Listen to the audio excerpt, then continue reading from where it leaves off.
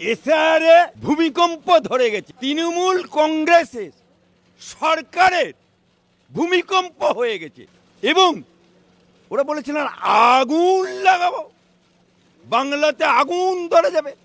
আগুন ধরেছে, আগুন লেগেছে, তৃণমূল নেতাদের মনে আগুন লেগেছে।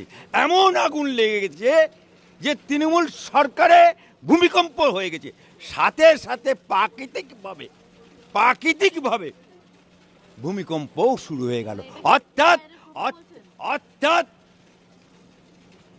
প্রকৃতিও আজকে কেঁপে গেছে। মমতা বুবুর চুরি, মমতা বুবুর এক পো দুধে সাত পো পানি দেখে প্রকৃতিও ভূমিকম্প শুরু হয়ে গেছে।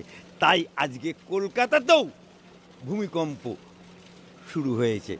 তাই এই ভূমিকম্প প্রকৃতি মা কাঁদছে, প্রকৃত ওদের মা মাটি, মানুষ মাটি আজকে কাঁপছে, মানুষ আজকে হাহাকার,